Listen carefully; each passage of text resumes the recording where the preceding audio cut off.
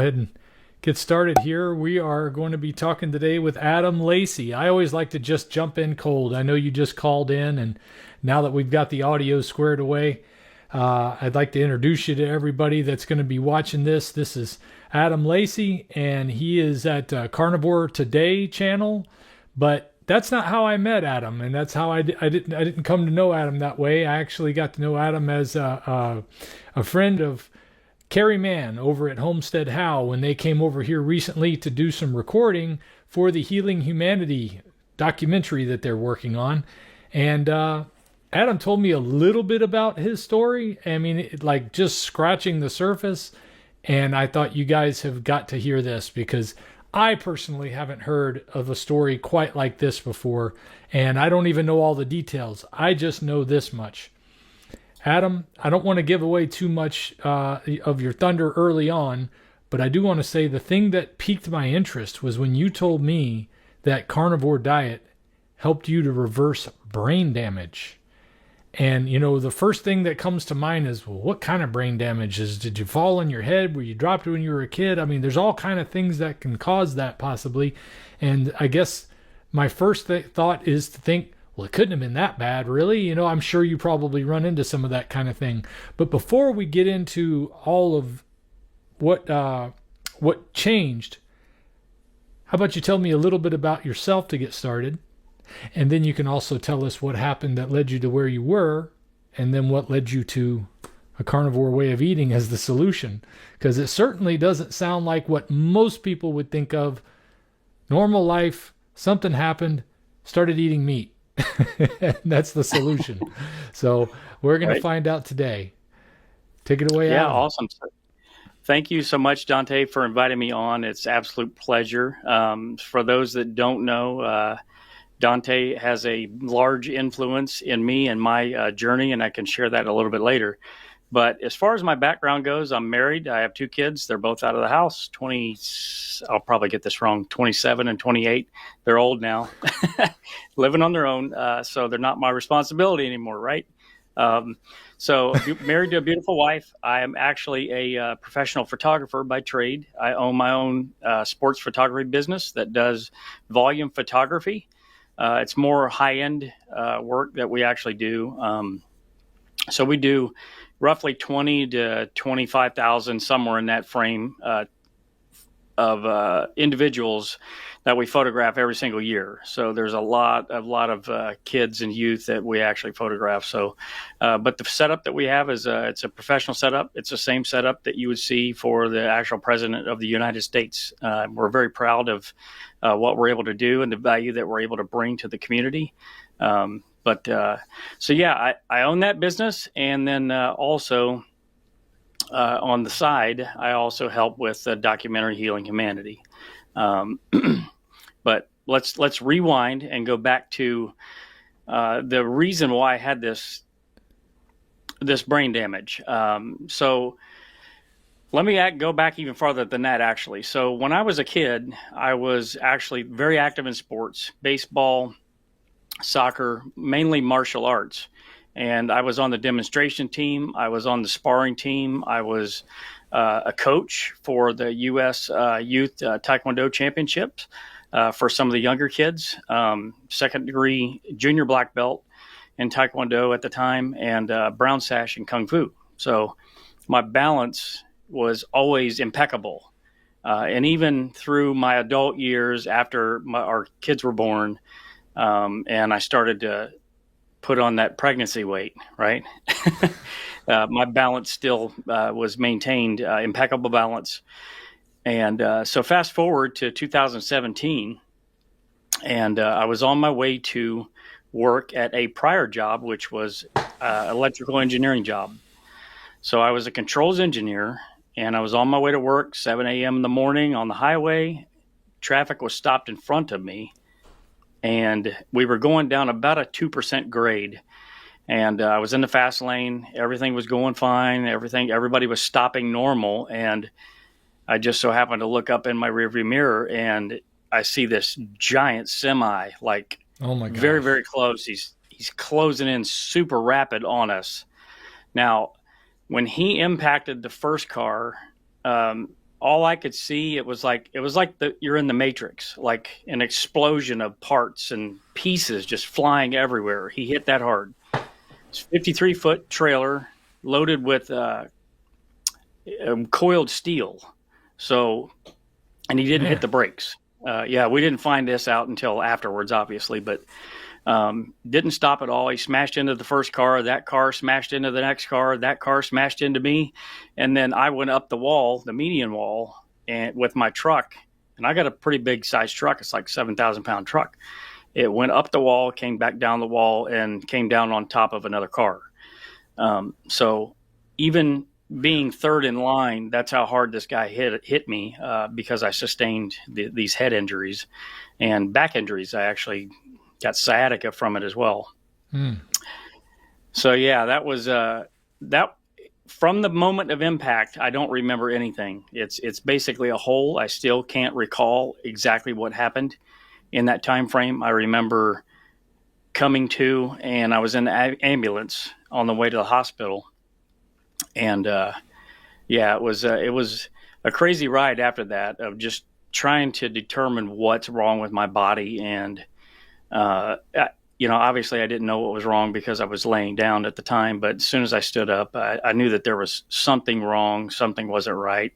My balance was off. And so, yeah, that's kind of how it came to be, as far as the brain damage, actually, when it happened.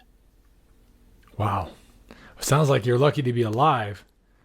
And did you Yeah. say there were your family was in the car with you?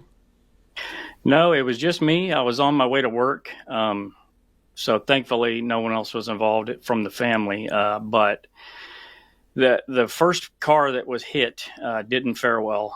They passed away, and the second car they were injured pretty decent as well. So, I consider myself grateful that I ended up with the small amount of injuries that I actually did, because we had just purchased that truck as well. So it was like, $40,000 truck. Truck prices are obscene, right? Yeah. But it did almost $20,000 in damage to my truck. Mm. So yeah, it was, and I was third in line. So the guy just So wasn't paying attention. so what did the doctors have to say about your brain ability to recover and things like that? I mean, were you on a long process after that, or were you able to get back to work at any certain amount of time, or what Well, was I it was like actually recovering? try to retrace those steps a little bit. So I know I was on uh, partial days for a long time, but I was off for approximately 2 weeks, and then they gave me partial days, 2 hours a day, and I could hardly make that 2 hours a day. And that was for weeks, probably like 8 weeks. I was on 2 hours a day, and then doctor gave me clearance to bump that up to like 4 hours a day, and then I could go to 6 hours a day, and then a full day. But this process took probably 6 months, and I had a very understanding employer. I can't even imagine being in their position, right? Like, you got this employee, you need work done, but this guy can only be here for 2 hours, right? And he's probably not 100% while he's here. So I'm very thankful to John and Daryl for sticking it out with me through that time, because that was very, very, very tough. So it was approximately 6 months then that I was actually able to start getting back to work full time, but I everything was still off, right? Like, I still had vertigo symptoms, I still had balance issues, Mm. um, I still had motor tics. So I don't know if you've ever noticed somebody that has Tourette syndrome, where their head jerks and twitches and things like that. So that happened to me. So once I would get to that 2 hour mark at work, or that 4 hour mark, a lot of times it was actually before then, my head would start jerking, and it was incredibly embarrassing. I couldn't control it whatsoever. And for somebody that's always, basically been okay health, nothing really like majorly wrong. I mean, it was very embarrassing to have to go through that, and have people ask you, what's wrong with you, and you don't really know, like, you were hit in the head big time, but the doctors are saying essentially that this may resolve itself, but chances are it's likely not going to resolve itself. You're gonna live with this brain damage forever. It's permanent. So processing this from the inside of having brain damage is a very difficult thing to express, I'm sure, because you're not able to really make sense of what's going on with some of those things. And that's what it was like early on, especially. I can't even imagine that you were able to get a whole lot of work done feeling like that. That's kind of amazing to me that you were able to press on. Well, I didn't say how efficient I was, but Yeah, well, I was doing everything I could. I didn't want to lose the job, so I was doing a lot of straining, probably more than I probably should, and maybe that prolonged things and made things worse. I'm not sure. It's really hard to tell with when it comes to things with the brain. so that went on for about 6 months. You're kind of just suffering through, muscling through it. That's what a lot of us have to do every day, it seems like, and these days more than any other. But when you're dealing with a brain injury, that's a strong will to muscle through, man. I gotta admire that. So what happened after 6 months when you? Well, once I hit that 6 month mark, it basically nothing really changed from the 6 month mark through the next 4.5 years. So Okay. basically, I had this impairment where my balance was messed up. If I closed my eyes, I would fall over, right? If I was sleeping in the bed and I closed my eyes and it was totally dark, I would get vertigo effects. The room would start Oh, spinning. Yeah, so I'd have to have the lights on in order to fixate on the horizon and just lay there with my eyes open as long as I possibly could, and then pass out, essentially go to sleep. Um, if I would walk in buildings like a shopping mall, and it had a long corridor or where you could see for a long distance indoors, vertigo effects, like everything would literally start spinning, and I'd have to sit down and manage that. And then of course the motor tics, those still persisted for the next, basically from in 2017 when I had the accident until 5 years later when I actually started on the carnivore diet. They were still present then, but so yeah, I don't know if you want to get into that now or not. well, I like kind of feeling like how serious this was, because just the word brain damage, the two words brain damage, bring to mind like, wow, permanent. This is it. You're stuck with this. This is like, you don't know how to deal with it. The poor person doesn't know how to deal with it, because when you have a illness that people can't see, it's very difficult sometimes even on the person who has the illness, just because other people can't see it, because you got to explain it all the time. And if you have a hard time explaining it because it's brain related, that's got to be even harder. So I'm just trying to get a feel for what it was like going through this. How were your communication skills during this time period? Communication skills, I would say, were okay. Everything was slower, slower to respond, slower to react with everything. Um, but yeah, that's a good point that you bring up. You want to push yourself and get out there, and you can do certain things in spurts. But once the brain was overloaded, that was it. It was done. Typically I would get a migraine so intense that I would just have to go to sleep until the next day, just sleep it off. Um, so yeah, it was really hard to kind of demonstrate that there was actually anything going on. And because there was a lawsuit, insurance companies got involved and all that sort of thing with the trucking company. They forced you to do neuropsychological exams, basically to see, are you a crazy person? Are you telling the truth? It's almost like a lie detector test. Of course, I passed that with flying colors, but it's so intense, I could only take half of it. So the concentration that was needed in order to do this test, I was only actually able to do half of it, and then I had to come back and finish. Hmm. So this went on for 4.5 years. You kind of left it untreated in a way. I mean, you were Mm-hmm. just struggling through with what you could do. The only treatment per se was any investigation being done by the lawsuit and your doctor's looking at it and seeing where you're going. But I've had some experience with doctors where, especially when it deals with nerve pain, and none of them seem to know what they're talking about, but they all act like they know what they're talking about. And sometimes I think it's a little scary when you're dealing with all that. You had mentioned, doggone it, this is one of those Now, things. I did go to physical therapy. So Okay. I was in physical therapy, I was in speech therapy, and I was occupational therapy for 2 years. Every single week I was in therapy, and it did have some beneficial effects. Looking back in hindsight, I think it's more than likely my brain kind of just did its own thing based on the nutrients that I was giving it. Maybe some of that stuff helped. A lot of it was balance exercises, vision exercises. Speech therapy was very strange. Some of the things that we did in there, it wasn't just, linguistically talking. A lot of different things that we had to do there. Matter of fact, because I was eating a standard American diet back then, I don't know why I'm bringing this up, but it's kind of funny. So the speech therapist would always get on me. Why are you clearing your throat? Because I would always, clear my throat. And it irritated her to no end. Looking back now, I know, well, it's because of the dairy that I was drinking.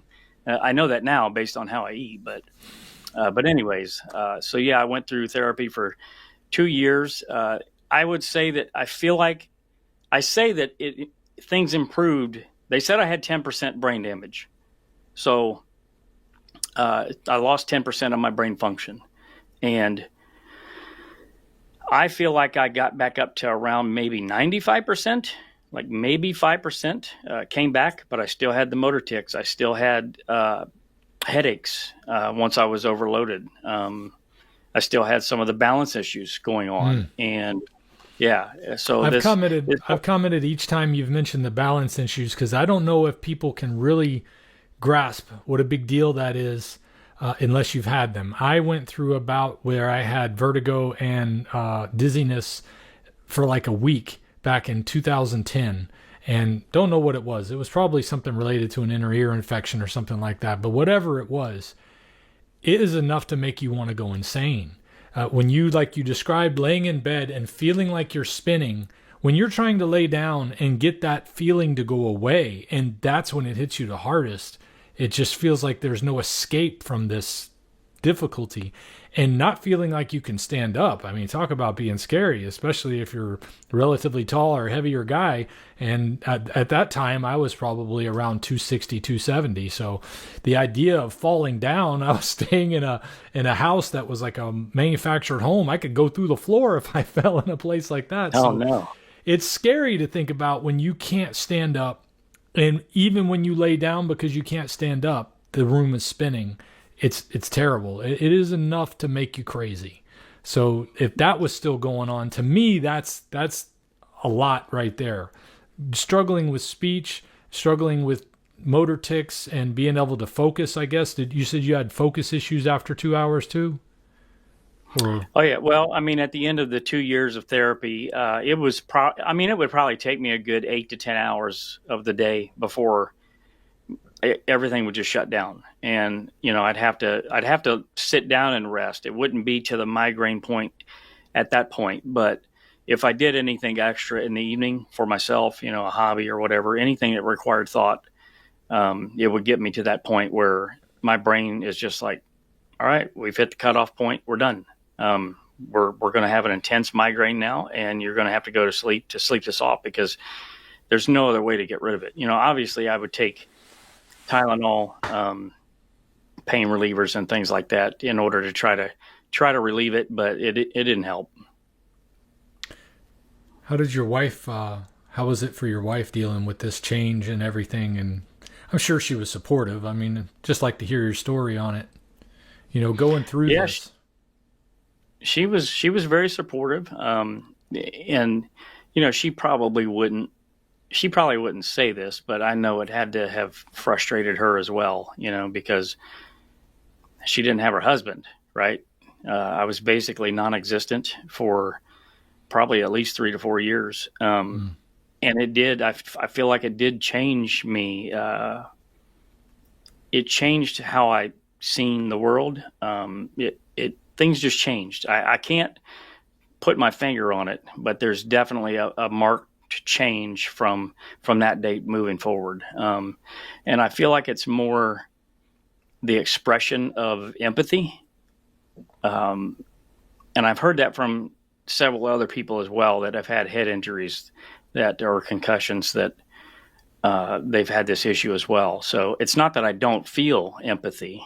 I do. I'm a very passionate kind of a person, but expressing that is a lot harder to do now. And, when you're in a marriage, it's important to express those things, right?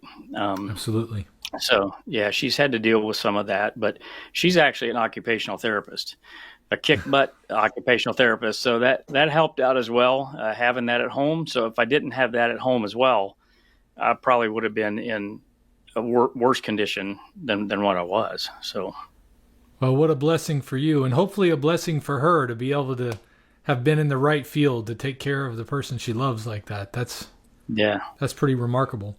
So after 4.5 years, you somehow at some point came across carnivore. What even brought it into your purview? I mean, were you heavy? Was that because most people, they come into carnivore as a diet, and that's why we'd like to try to point out this is not a weight loss diet. It's great for losing weight, but this is a total body change, healing, getting away from the poisons that are in the food that we have now, the things that we've done to the food over the centuries that meat, especially ruminant meat, seems to be impervious to for the most part, with the exception of some things, but it's like the healthiest option. How did that come on your radar? Was it to do with losing weight? Because you mentioned you had on some of the baby fat, and I guess when you're, having a child and being married and happy, right. How did you get to the carnivore diet as an option for something that might actually help this? I mean, did it even cross your radar as helping with brain damage, or was it something else? That was not even close to what I was thinking in terms of, because all of the specialists and therapists and doctors that I went to, they all said this is permanent, like it's never going to change. And I felt like it was going to be permanent. When I was ill in the past, I would be able to, just get a cold, it's gone in a week or two, right? Or any other issue. And this one just persisted. So I just assumed that this is going to be here forever. But kind of rewind a little bit. After I had finished the therapy, even during the therapy, I was kind of eating standard American diet, right? Mm-hmm. I was eating garbage. And then 2 years prior to me starting the carnivore diet, my business partner actually contracted prostate cancer. So as part of that, his regimen and his protocol with trying to beat this cancer, he found another guy that went on this diet, a vegan diet. It was essentially a raw vegan diet, like juicing and all kinds of crazy stuff. So in solidarity with him, I decided, bro, I hate vegetables, but I'm going to do this with you, right? Like I couldn't stand vegetables even back then. And I had to put, butter on it or bacon on it or whatever just to make it taste good. But so fast forward 2 years. So I'm eating this raw vegan diet for 2 years. And I started to notice an autoimmune condition that I have, vitiligo. It's around my waist. I don't show any pictures of it because it's kind of in a spot that I don't want people to see, right? So, but it started to show up maybe 18, 20 months into eating this raw vegan diet. It started showing up on my arm. And I thought, oh my God, if this ends up on my face, nobody would care, right? But I would care. So I thought, I have to stop this somehow, some way. And the doctors have all said that you basically can't do much about that either. There's very expensive treatments that you can try to do things with it, but it's hit or miss whether it actually even does anything. So I did a search on YouTube, how to reverse vitiligo, right? And for those that don't know what it is, it's actually, there's patches on your skin that you're not able to produce melanin in those areas. So it's like white spots. People with darker skin, I kind of got a medium brown skin, and it would be very prevalent, especially if it was on my face. So I'm like, okay, YouTube University, teach me something. Can you actually like fix this, right? And the first video that I came across was Joe Rogan. And Joe Rogan was talking about his same condition, vitiligo, and that it was actually reversing after 30 days on a carnivore diet. And I thought, what in the world is a carnivore diet? I had never heard of that, right? Right. So then I start down the rabbit hole, right, quote unquote. And I searched carnivore diet, and the very first video that popped up was Mr. Dante. I was the first one that popped up after Joe Rogan turned you in that direction. Yes, you were the very first one. And I watched your video where, you basically started and you look like you had some health issues going on, right? Yeah. And I'm like, okay, well, let's see how this goes. And then you just transformed. And I'm like, my God, this is not even the same person, right? So that was extremely compelling to me, that here's this regular dude. He is saying, I don't know what's happening to me, right? Based on eating meat. So that was very inspiring. Like, okay, I got to do this. But of course, you have the society tells you red meat's going to kill you, right? Red meat's going to give you cancer. It's going to give you heart disease and all these things. So I went a little bit further with it and found Dr. Berry. And you could just tell this guy was being 100% genuine. He wasn't selling anything. He's just saying, hey, listen, eat food from this section of the grocery and don't eat it from this section of the grocery. Like literally, that's it. I'm like, well, heck, I can do that, right? Yeah. So it was, I jumped in both feet. I didn't give it any, transition time or anything like that. I probably should, because I spent more time in the restroom than I think I probably needed to if I had transitioned slowly. But within 3 days, plantar fasciitis that I had for 2 years, intense pain. I couldn't stand for longer than 30 minutes, and I'd have to sit down for about 2 hours. Special shoes. That's the muscle between your heel and your big toe, the big knot on the front of your foot there, right? The arch. Yes. Okay. Yes. So I started for a skin condition that's something that's totally vain, right? Yeah. Well, it doesn't hurt. It doesn't hurt. There's no pain, or it doesn't itch or anything like that. It's all visual, but it's an indicator that there's something wrong. Right. So I'm trying to reverse that, and this plantar fasciitis goes away, and I have to wear a special boot at night, right, to try to stretch this thing out. I had to buy $500 pairs of shoes to relieve the pain so I could walk longer. Yeah. In 3 days, the pain started to go away. By day 5, that pain 100% gone, and it has not come back. That's crazy. I got to make some notes real quick, just because this is like a lot more than I thought. The vitiligo, and you had plantar fasciitis. Yes, I can send you a list, because it's quite the list. I also had osteoarthritis. I don't know how much I can fit in the thumbnail when I put this out there, but I mean, I want to be able to. This is the reason I do this, as you probably well know, is I know there are people out there with these varying conditions that they've been able to treat on a carnivore way of eating, and nobody knows about it, or not nobody, but most people are not aware of it. And right now it's kind of like on the fringe of conspiracy kooky stuff, according to the mainstream, but that's because the mainstream wants to keep control of all their pharmaceuticals and their food companies and their deal with the government. So I mean, we understand why that's happening, but there are people changing their lives, and the only way people are going to know, somebody's going to go out there and look up, can you reverse brain damage? Can you reverse vitiligo? Can you reverse plantar fasciitis? These little things that I'm going to try to make sure they're in here so they can hear your story, and then maybe they'll try it, and then somebody else will know, and it just keeps spreading to make more people happy and healthy.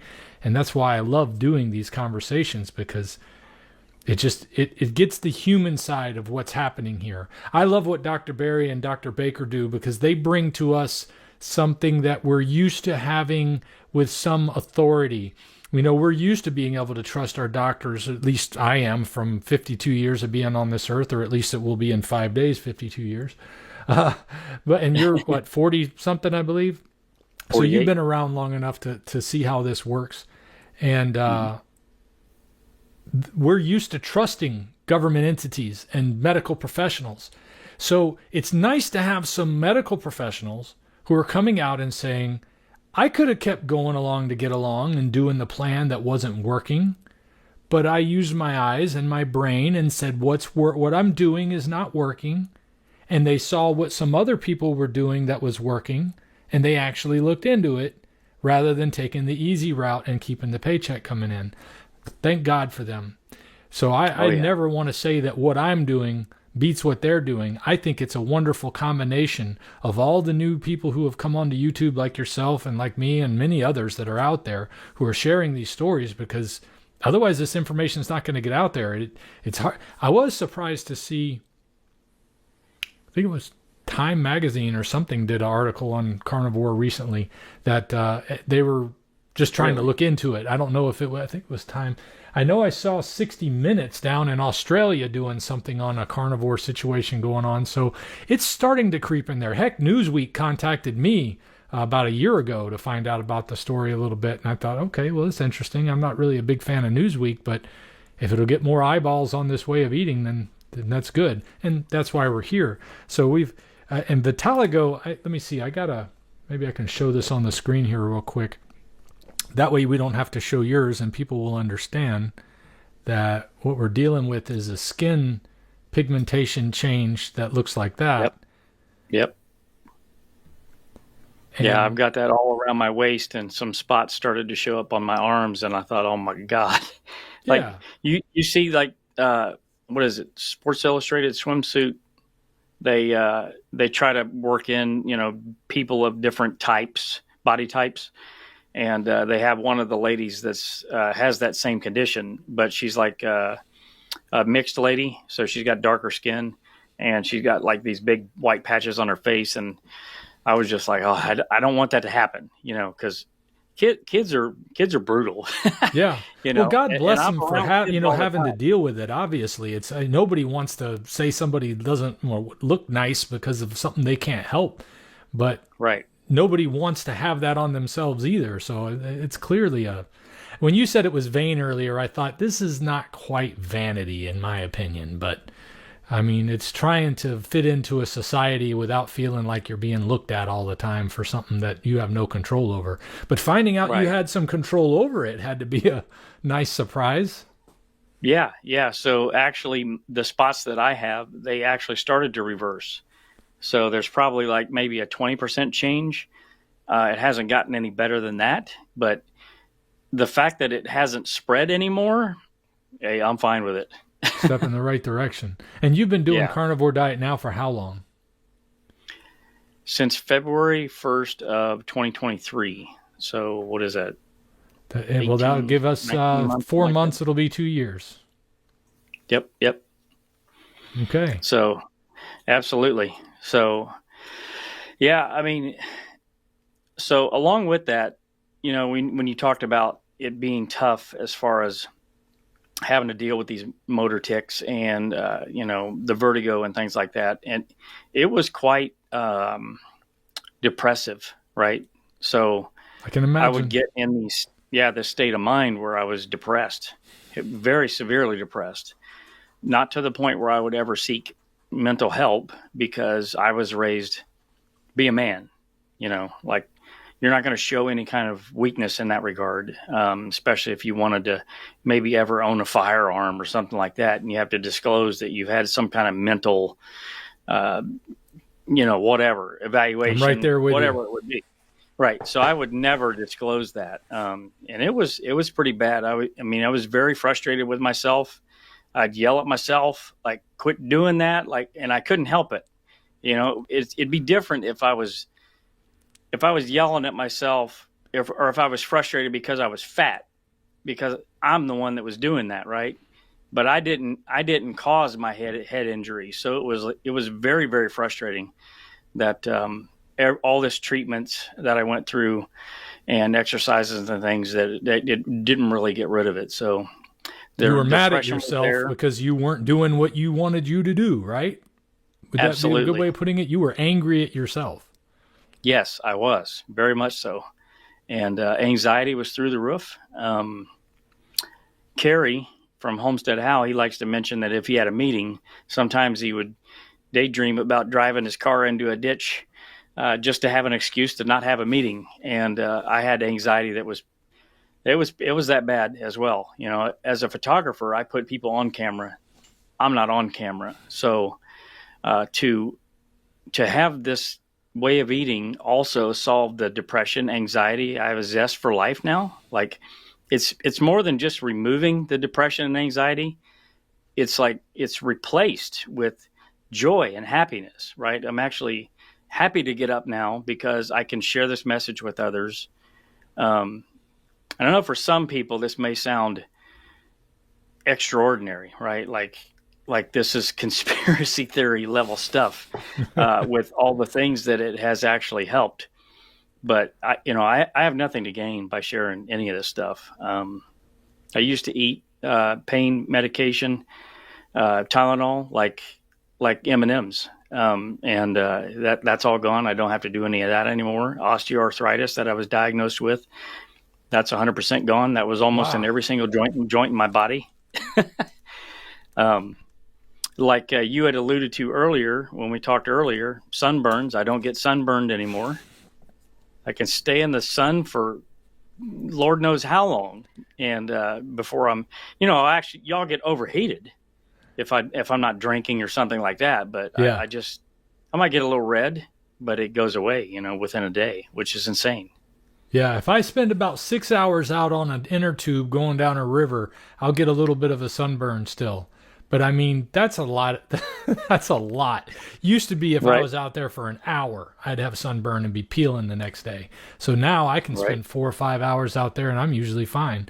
But if you're staying on the water for a long enough time, I tell people, yes, you will still burn. Radiation still has an effect, but it seems to have a much less effect on carnivore. And a lot of people allude that that is because of the reduction of seed oils and how it interferes with our skin's ability to grab the nutrients from the sun rather than just the radiation. So that's very interesting. And the thing about Tylenol too, that you were needing that so often. Did you know that they put Tylenol in like not what is it? Hydrocodone and oxycodone for that matter. They put Tylenol in with those painkillers, those narcotic painkillers, not to add a analgesic effect of some kind. It's simply to make it poisonous enough for you not to want to take too many. That is Really? why they add that to those medicines. This is what I learned as an administrator at a Wow. retirement home talking to doctors, and I confirmed that for two doctors. And I thought, that is crazy, but it kind of takes me back to the days back when the Prohibition, they started putting poison in the alcohol that they were using for industrial purposes simply because they knew people were drinking it anyway. It's like, well, if they're not going to follow the law, we're just going to kill them. That's Oh the my goodness. weird thing.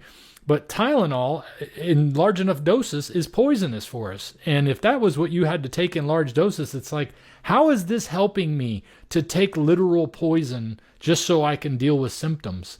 And Right. you found a different Yeah. way. But so the carnivore diet started to help with the skin was the original reason why you started doing it. And then you Hmm. started to notice the plantar fasciitis went away, the Yep. osteoarthritis, and that's your standard like my joints hurt from age and Yep. use and stuff like that. And Yep. then the sunburn is a nice bonus. Uh, Right. but when did you? If there's more, go ahead. But when did you start to notice? Hey, wait a minute, something's working better here than it was before. Starting to feel a little more normal, or whatever happened. How did it happen? Yeah. Great question. So it happened gradually. It didn't happen, like a switch. I actually, to be honest with you, I didn't even notice it because it happened so gradually. It was about 5 months in that I noticed I'm not doing those head ticks anymore. Like my head's not jerking like some crazy person, right? And then I was just kind of caught up in this realization where I'm like, am I really not doing it, or am I just not paying attention that I'm doing it? Am I Right. just used to doing it and I don't notice it? Right. Yeah, exactly. So kind of along the lines of, I was 80 pounds overweight. I didn't start with weight loss, but I lost 80 pounds. Right. And then you end up with what I call ghost belly, right? Where when you're overweight, you're trying to suck it in, and then once you lose the weight, I found myself still trying to suck it in. Like, what am I doing? It's gone. I don't need to do that anymore. I know.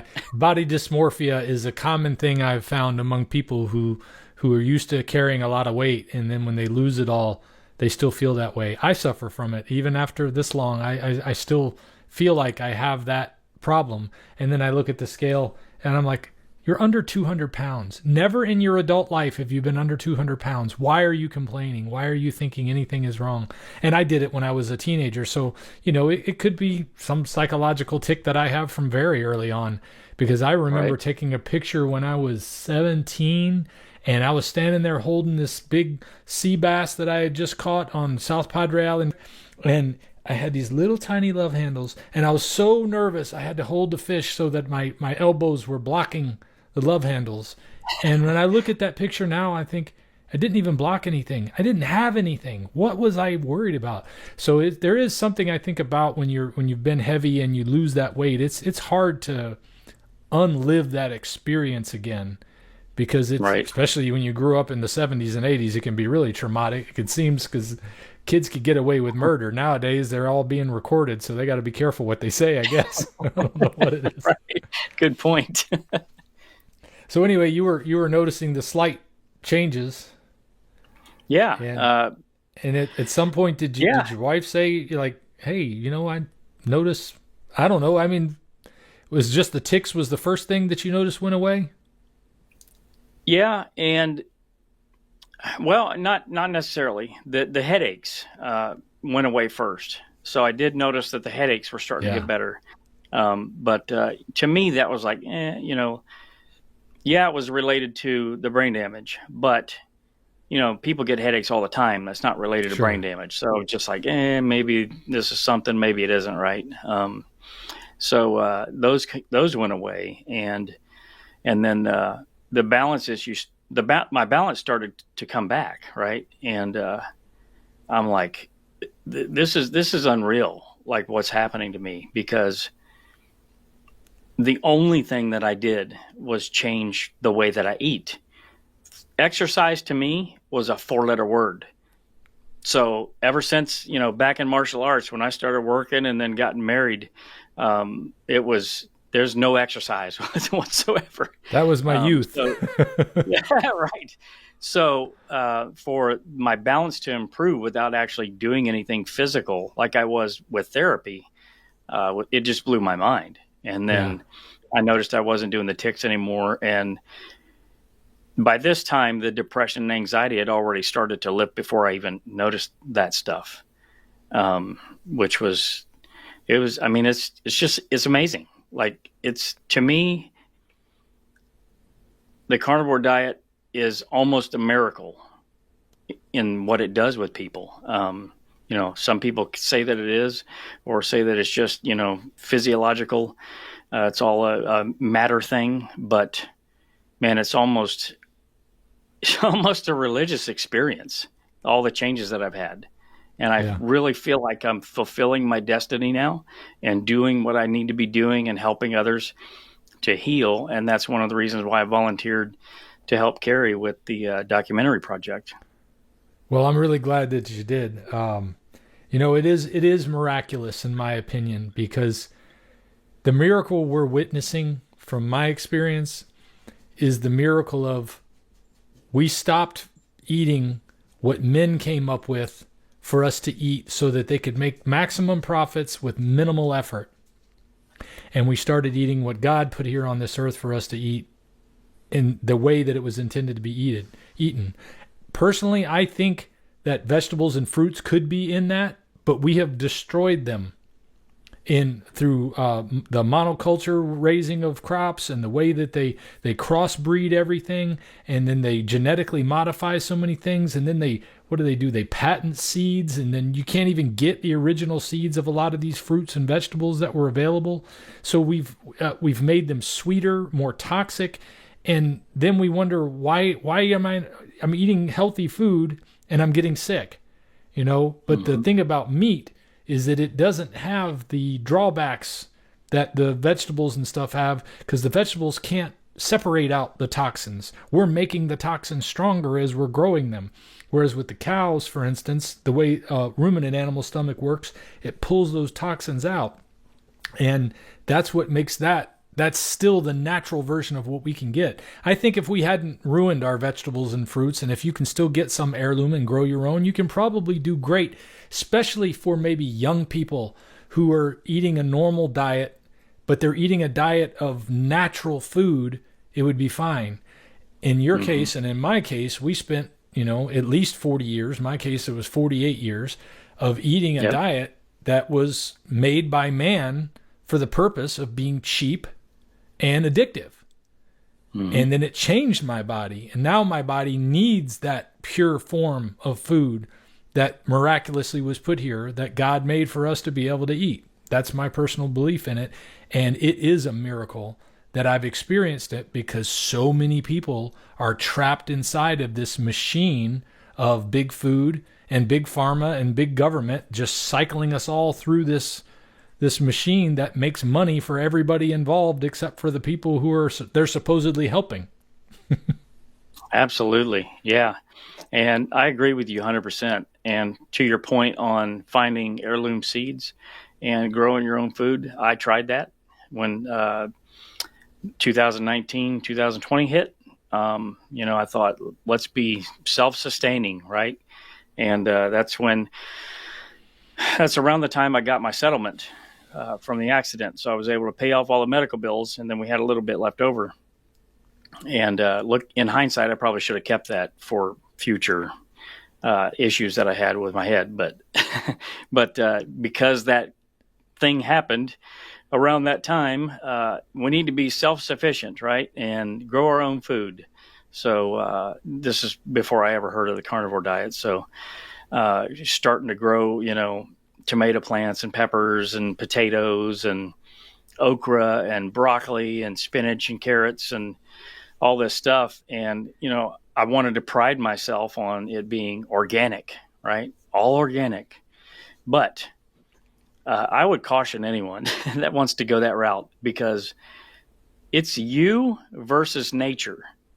So either you're going to eat or they're going to eat if you're going to keep it organic, right? And not spray and kill the bugs and kill the pests and kill the animals.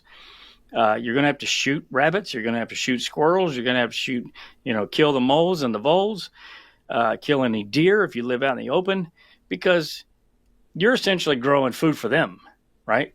So it's a competition. And if you're not ready for that, it's going to take acres and acres and acres to grow organic food without killing animals and bugs, and just so you have something to eat.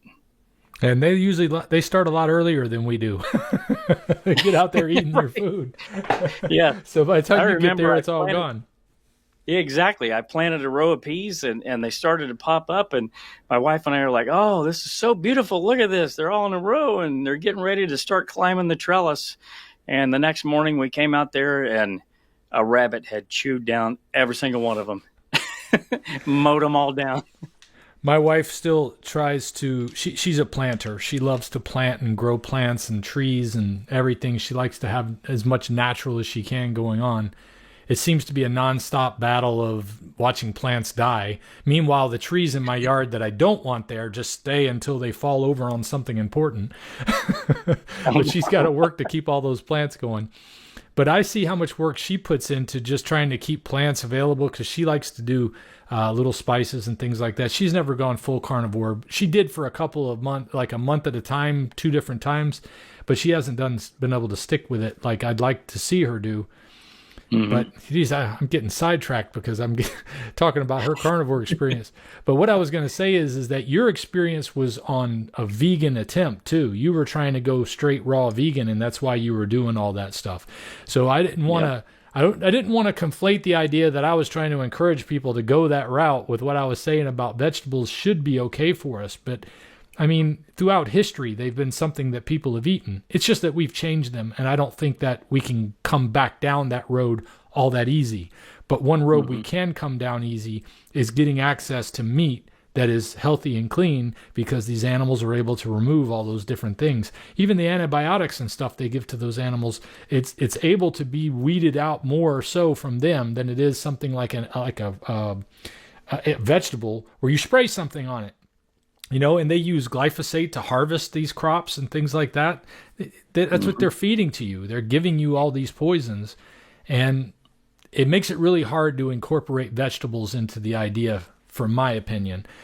And I'm not saying it's not possible. I'm not much of a homesteader. I mean, I've always told everybody, look, I was a lazy guy as far as I want to just have fun. That was always my thing, is just have fun. But when it came to working, I was a go-getter at the same time. So I was able to make enough to have fun. But when it comes to doing all this exercise and having to want to cook and all these other things, I'm like, I haven't got time for all that stuff. And when it comes to trying to do that with vegetables, that's just like a whole nother ballpark that I can't get into. And I'm sure there's a lot of other people that can't either. But for those who can and those who want to, I am not discouraging you from doing that. But I would encourage you, definitely don't make that the only part of your diet. There's just not enough in vegetables that are going to keep you sustained. There's things in meat that you need that you're not going to get from vegetables. A lot of people like to argue vitamin C is not enough in meat, but if you're not eating sugar, you really don't need vitamin C. And the proof of that is the fact that in the last 2 years, I have been sick all of 24 hours when I used to get sick on a regular basis every year, at least twice, if not 3 times a year from something. Antibiotics were a regular part of my annual thing, and now I don't get sick. And I don't take vitamin C, and I don't eat anything that has any extra amounts of it other than the meat that it comes with, yet I stay healthy. And that's what everybody says, get vitamin C so you won't get a cold. My kids can come home from school sick, I won't get sick. So the thing about it is if you're going to eat vegetables, that's the small part. That's when you can't afford to eat meat for all intents and purposes. That was what they fed the poor people back then. That was how they fed the masses. Would give them vegetables. We're the ones eating the meat up here. So absolutely. I think that's the miracle part, is that, meat is the miracle that God gave us a long time ago, and it just happens to be still around, and it's doing a good job at turning around a lot of the damage that we have done over the past century of big food, mixing in artificial ingredients, and then just trying to get us addicted to their products. Finding out that tobacco companies took over the food companies back in the 70s and 80s was like, hello. Right. That explains a lot. Yeah. Heck, I even bought the whole cigarette lie for many years, thinking that, I know they're not good for me. I want them, though. So leave me alone. Let me have my freedom. I didn't realize how they were using us and lying to us, and that the whole thing with the doctors approving it was a real thing at one time. So it's like the passage of time. Sometimes we don't realize how much propaganda has led us up to a certain point. Like, I thought smoking was fine when I was younger. I knew it wasn't something that was good for you in the long run, but it was like, leave me alone. Now I look at it as, no, this is something that I don't need to do. It's not healthy. It's not good for me. And it's expensive. But people don't realize the food has changed. Like people, your kids, for example, they've seen this ultra processed world that they've grown up in, that even we didn't grow up in. Go back another generation and it was like everything was homemade. So it's only been a few generations that we've done this huge amount of damage to ourselves. And to be able to get back to it with something as simple as meat is great. Now we just got to encourage more farmers to get back into the meat process. While we're on the diet that you did, what was the diet that you, what type of meat did you eat? What was your daily meal like? Like, how did you get started, and what would somebody who's in your shoes want to look to put on their plate, maybe, if they wanted to emulate you? Absolutely. So I started with beef butter, bacon, and eggs, and I have effectively stayed on that the entire time. I have cut out butter because I did have adult acne as well that I don't really have anymore. Now, occasionally I'll have the carnivore ice cream, and knowing full well that it's going to cause skin issues with me for like 3 months before it clears up. So Is that the carnivore ice cream like Rebel ice cream at the store, keto ice cream, or is that something you made yourself? That's like a yeah, you make it yourself. It's made with raw eggs, heavy whipping cream, a little bit of salt, and then you can add a little bit of vanilla extract or bean or whatever if you want to. But yeah, it's because it tastes a little weird. There's always so much left over. And I'm like, I don't want it to go to waste, right? So I end up eating the whole thing over like 3 or 4 days. And I don't know, it's maybe a half gallon or something like that. But it causes skin issues with me for months and months. But so, yeah, effectively, I got rid of the dairy altogether. No cheese whatsoever. Bacon, I naturally just weaned off of for some reason. And mainly, I think it was because it's such a pain in the butt to cook, right? Like everybody says, oh, try it this way. It's so much easier or that way. You still got a big old mess, you have to clean up. So I'm lazy, like yourself. I just want to cook a piece of meat and eat it and be done with it. Like I want to do something else other than eat. And then the package isn't even resealable. Right, exactly. And then it warms up, and then you can't peel it apart, and it's just a huge pain. But so yeah, I basically boil it down to beef and eggs, and there was a period of time where I was having nausea on the carnivore diet, and it was persistent. I couldn't figure out what it was. I started going down the histamine rabbit hole. So egg whites in particular are high in histamine. So I cut out eggs altogether, and I did feel a little bit better. And then I stopped smoking my meats because when you smoke meats for a long period of time, the histamine content builds up. So that seemed to help a little bit. But ultimately, what I ended up finding out was, for whatever reason, I'm the odd person out. I can't eat exogenous salt. So, everybody says on a carnivore diet, make sure you're eating your salt, make sure you're getting your electrolytes. I can't do that.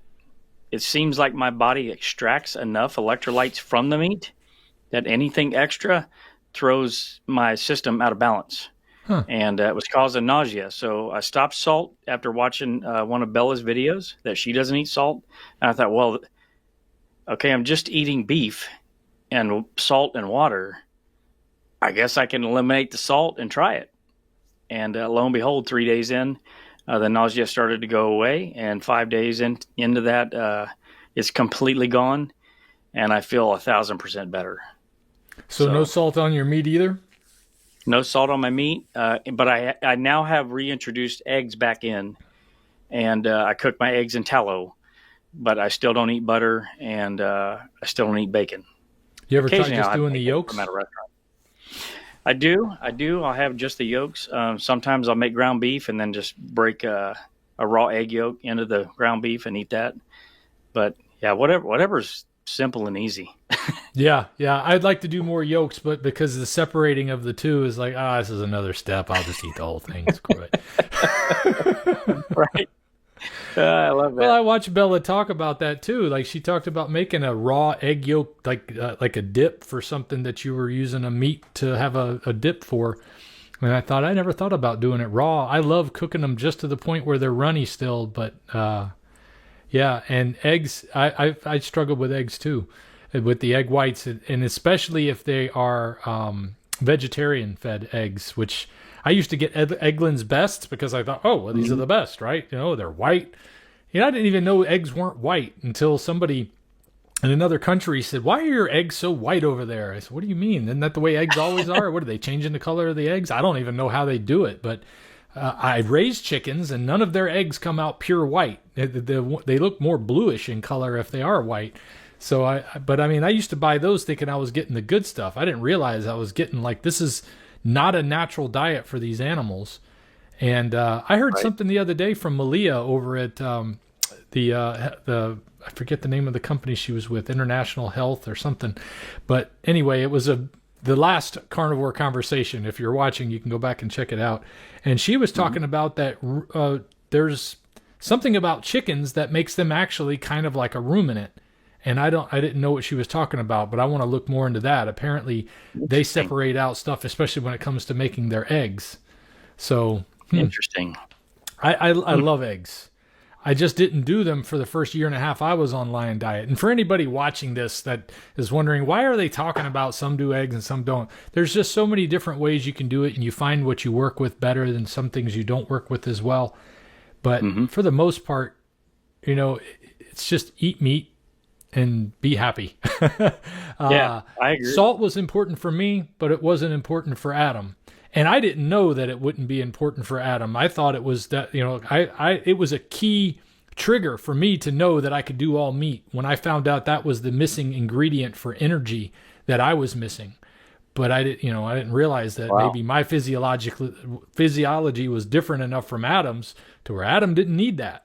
So, that's one of the reasons why when people will contact me and say, I've been doing Lion Diet for a week and I have no energy. And I said, how much salt are you putting on your meat? How much salt are you putting with your water? A lot of times they're using none. I'll tell them, you may want to try adding some salt to both of those for a while and see how you do. And then they get back to me and tell me that their energy is back. But I have had a handful. I think it's more people need salt than the ones that don't, it seems like to me. Right. I think so too. Your experience too. I think so too. So when I first started the carnivore diet, I did get a little bit of feeling like the keto flu. So that's the only time that I have felt like getting sick at all, was in those initial few weeks. But since then, I haven't had a cold. I haven't had anything happen. So now historically, I've always been pretty healthy in that regard. So it could be nothing, because it's probably been 15 years since I had the flu. I've had the flu one time in my life, and I've never had a flu jab. So, once I turned adult age, 18 or whatever, I'd never gone in for any kind of a yearly shot or anything like that. And I never got the flu. I got it once. Yeah. Well, I started getting it less. I noticed when I stopped getting the annual vaccine for it, because every time I would get it, they would tell me, oh, well, we gave you the wrong vaccine. Well, if you're going to give me the wrong vaccine every time, I don't want it. Right. Oh, my goodness. But that was just, like I say, when we start talking about the V word on these shows, we got to be careful. Right. All I know is that was my opinion of it. I don't think all vaccines are bad, but I think that there's a lot of them that are questionable, to say the least. Yeah, if people think that they need it, go ahead and get it. It's for me and myself. I was just, again, lazy. I didn't want to have to make an appointment and go get it. It wasn't really that important to me. So now you're down to basically eggs and beef for the most part? Yep. And I noticed when we were at that restaurant the other night, you were like, no, I'll pass on anything but beef, please. Yep. Yeah. When they bring out the stuff, especially the stuff with garlic on it, I'm like, I can't do garlic. So the couple of times that I've tried garlic or onion, strangely enough, I have the absolute wildest dreams. Like, they are really wild dreams. And I don't know why. And it's every time. So I tried some jalapeno mustard once. And I had the craziest dreams after that. Otherwise, it's just, regular dreams here and there. But every time I have those spices, it's like some kind of psychedelic or something. Well, that's another thing. Like you said, a lot of people, we talked about using spices or not. The reason I don't use spices is it was gut related. If you can eat spices and be fine with it, I say do spices. I know I got when I was trying to get my wife to do the carnivore, and she's doing it more than before. She's eating a lot more meat now, but I got her the carnivore bar. It's kind of hard to figure out where to put this where you can see it. This is the zesty garlic, because she likes to have a little bit of flavor. I usually just get the salted one myself. I don't know if you tried these before. They're basically like pemmican. Oh, I love them. But I tried the zesty garlic because I used to love garlic, and I thought, I'll give it a try. It's no sugar in there. It's just grass-finished beef, grass-finished tallow, plucked seasoning mix, Redmond real salt. I'm not sure what plucked seasoning mix is. That's probably the garlic part.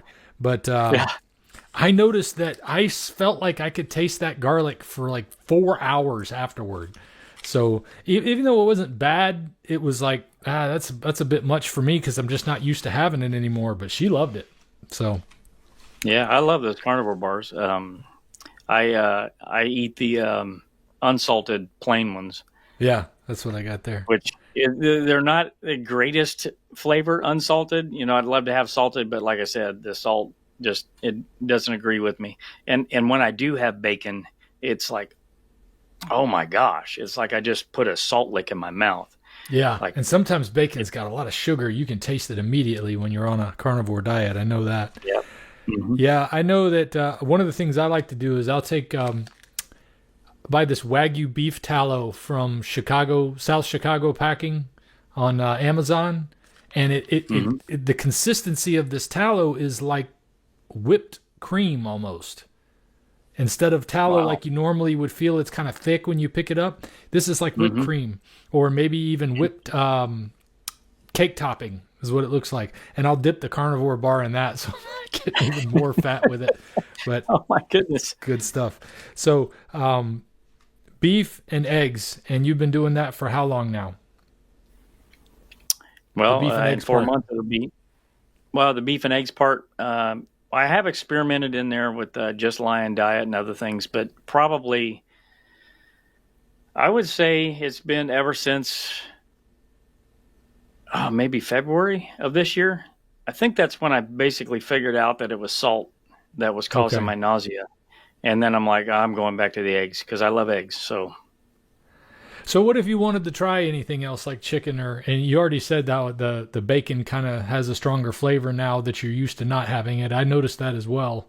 When I get away from it for a while, it's like, this isn't as good as I thought it was. I think part of it is because our mouths are so overwhelmed with sensations on the standard American diet that we have to have our meats covered in marinades and coated with sugar and molasses and whatever else we can do, because otherwise we wouldn't taste anything. But I that's guess the true. point I'm getting at is I want to be able to have anybody who's watching this know that you tweak the diet that fits you as far as what Hmm. meats you're going to eat, whether you're going to include cheese, whether you're going to include salt. But if you stick with meat and water, or in my case, I drink a lot of club soda because I love the bubbles. I couldn't give up my bubbles. I gave up my Coke a long time ago, but not the bubbles. And it's worked great. Is there anything missing from that you've done? No, not really. So I've tried chicken, and it seems to have a sort of an inflammatory effect on me. I can kind of feel the arthritis symptoms coming back when I eat chicken. Maybe it's the type of chicken that it's not organic or free range or whatever, but I just kind of feel crummy eating chicken now, which is crazy because prior to going carnivore, you're eating everything under the sun, and chicken was the meat to have, right? It's Yeah. easy to cook or whatever, cheap, and God forbid you'd ever have a steak. It'd have to be a special occasion to have a steak Yeah. because they're so expensive because you're spending money on all this other garbage. Yep. So, but chicken, I don't eat chicken anymore. Pork, pulled pork, occasionally I'll have, and it's a similar sort of result. I just don't feel is optimal eating the pork. Yeah, and to your point, people that are watching this, I fell into the trap of, carnivore is this, right? Like this specific way that so and so says on this channel or that channel or an average of those channels or whatever. It's not. It's what you make it. You make it tailored to you and how you feel. So don't be afraid to experiment. Like taking out eggs or taking out butter or taking out bacon, only eating lamb instead of having the beef. Experiment and find out what works best for you is what I say. Be the captain of your own ship. Yeah. And I will add a word of caution with experimentation from the starting with lion diet side.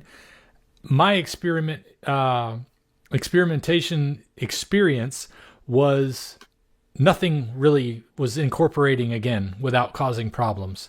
So I was just derailing myself on a regular basis with something, and that can be a little bit upsetting. And then you can get into a stall, or your weight won't drop for a little bit, or you can't get rid of those love handles or something like that.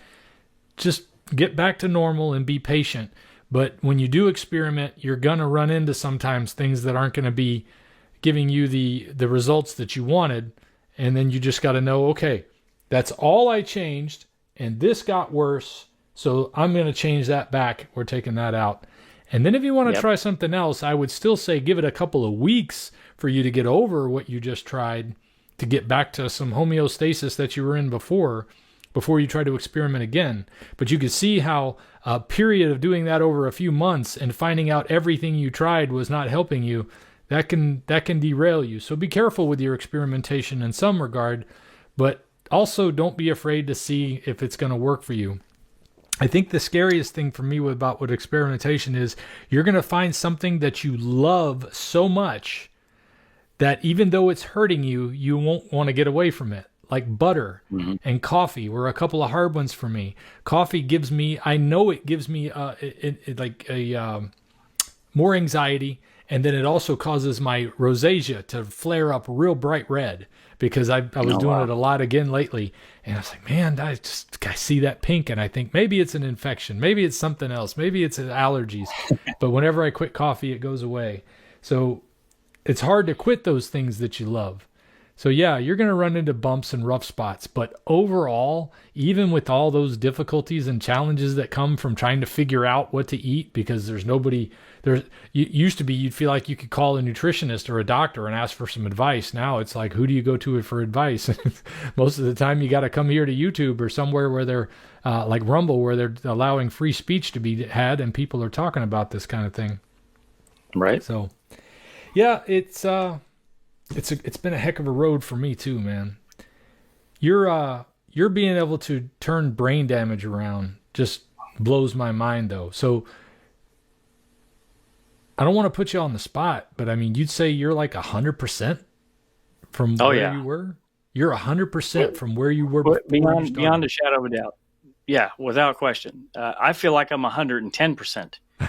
Because before I had the accident, I was impaired, brain fog and all these other issues and problems, eating a standard American diet, right? So I was already, maybe 90% in using my brain capacity. And then I get this additional 10% that they deemed that I lost. I literally feel like I'm in my 20s again. And if I didn't have certain issues in my cervical spine with ruptured discs and their impingements on my spinal cord, if I didn't have that issue, I have no doubt that I could do the things that I was doing in martial arts. Wow. I'm actually sprinting and doing all kinds of crazy exercises and stuff now that. And like I said before, exercise was a four-letter word to me. I think it still is, but I just have so much extra energy now that I have to do something with it. I feel like getting up and moving around, and I think that's the natural thing that a human is supposed to do, right? Yeah. Like, I don't think we're meant to just sit around, so... I think it's one of the things that drives me crazy about sitting for all the work that I do for the most part. I got to get out and find reasons to get outside. I get frustrated from sitting too much, so I can feel that. Well, that is truly amazing, brother, to know that you have had not only 100% return from something that's supposed to be, this is it. You're stuck with this, to being better than you were before through a change in a way of eating. I can actually, so before, and the therapist would always have to have a couple people around, and they would do tests, like close your eyes, standing up, and then they would see which direction you were falling and all these sorts of tests and things. But there always had to be somebody there to catch me, because as soon as I closed my eyes, almost immediately I would fall over. I can close my eyes now and walk around. I could, if I was blindfolded, I can walk around and feel, where I'm at and all that sort of thing. And there's no vertigo effects. There's no falling over immediately. There's zero issues in regards to balance whatsoever. And I don't have any more motor tics. So, I would say that's at minimum 100%. And where would you be if you'd followed your doctor's advice after this accident on how to handle everything? To be honest, I'd probably be in a worse space than where I am. I definitely would be more than likely more depressed than what I was, potentially even on medications to the point where, it got bad enough that I'd have to seek help. There was an instance early on, once I had the accident, that I noticed I had to stop doing my photography work. And I didn't share this earlier, but I bent down in order to help a kid, get posed for a shot. And I stood back up, and almost immediately, as soon as I stood back up, I closed my eyes for a brief second, and I almost fell over on top of this kid. Oh my goodness. And I thought, I can't do this. So that's why I quit my photography business for a short time and went back to full-time doing the engineering stuff. So that was a tough road to hoe. And then once I went through that whole regiment with 2 hours a day and stuff like that, and finally got healthy again, I quit the engineering job and went back to my photography because I knew how to manage the condition at that point. But initially it was scary. So you got a whole new life. Yes, absolutely. And I get to thank Dante, the guy that made it all possible.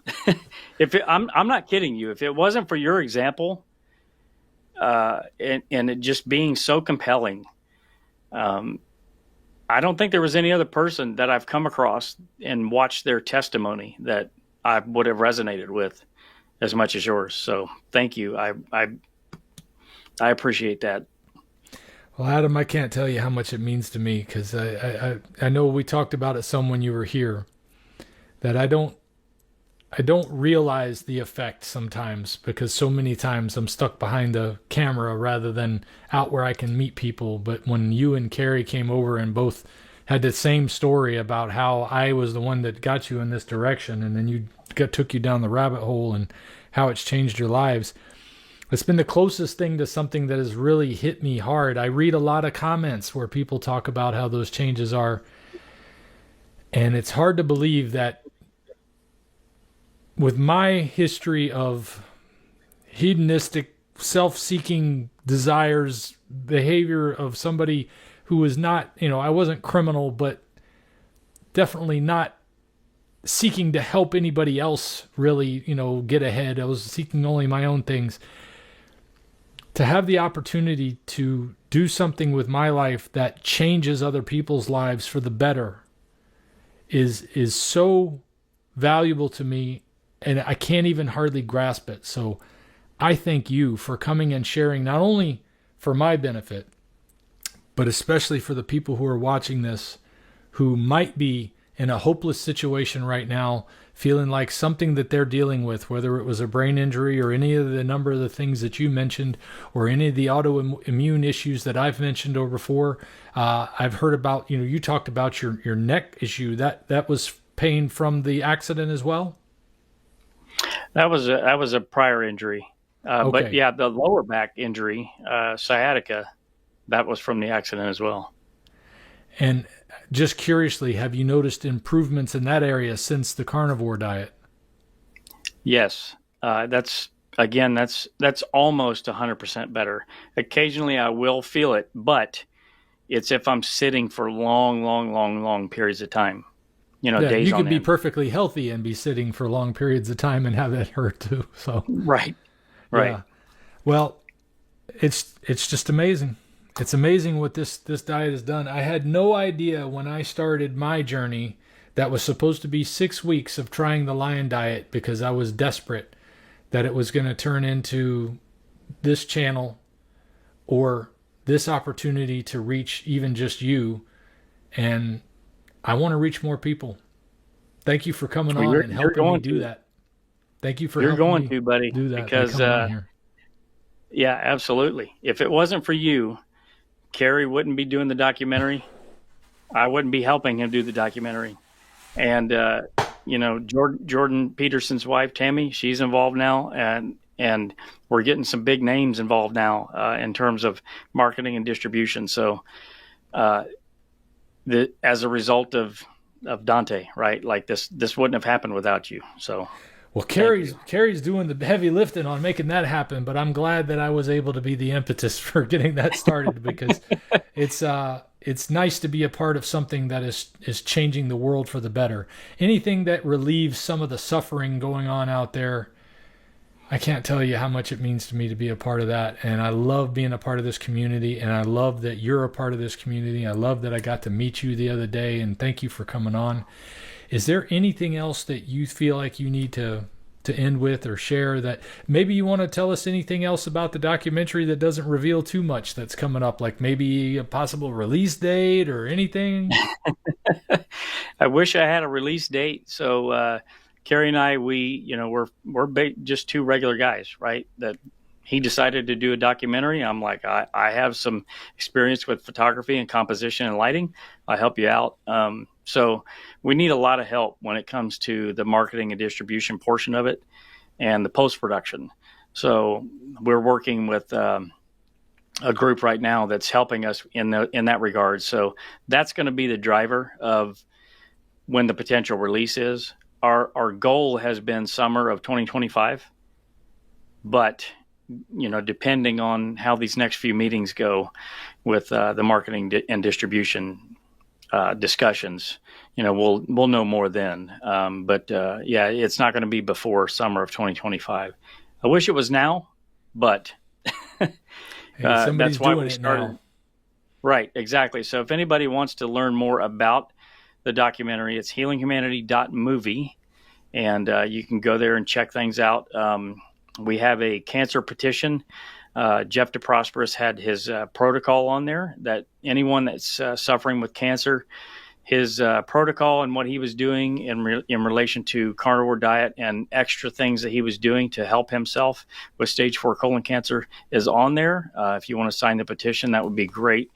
The point of the petition is to try to use those signatures to drive change within the current system that we have, so that metabolic therapies are presented as at least as an option for cancer care, because right now it's atrocious in what is being offered to these folks and the solutions. It's either you hack and slash, or you're being poisoned. And then the post care with a lot of these things is they're telling them basically to eat sugary foods, which ends up in more cancer. So we've got a few sections on the website there to help people out with, hopefully with quick wins now, whether it's women's health or diabetes, cancer, and things like that. And another thing that Carrie and I did was start healinghumanity.life, which is a membership website where we have weekly Zoom calls in order to try to get people those wins now before the movie comes out. Just because we knew that there's going to be some place where people need to go if they're inspired by the movie or the series, that they want to go and drive deeper in their health. Plus, we can get those people those quick wins now, right? The people that need a sense of community, or they need to ask direct questions. So we started that.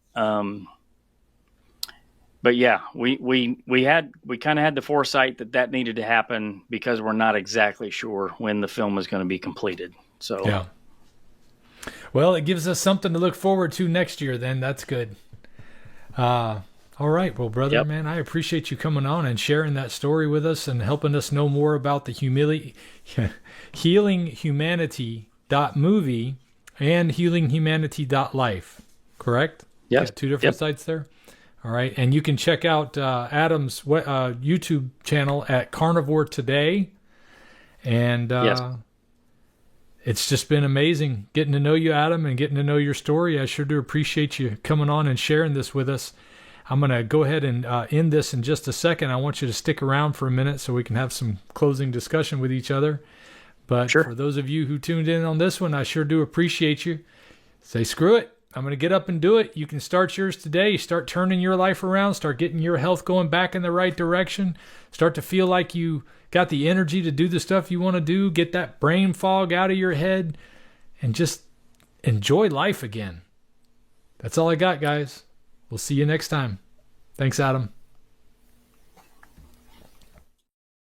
If we pay extra, could we maybe get some grease or fat? Hey, it's Dante Ferrigno. I just wanted to thank you first of all for watching this video, but I also wanted to tell you about my merch shop. I have a link in the description for a bunch of different items I've put together for you to be able to show your support for the carnivore lifestyle, and every purchase helps me to keep doing what I'm doing here on Ferrigno Freedom.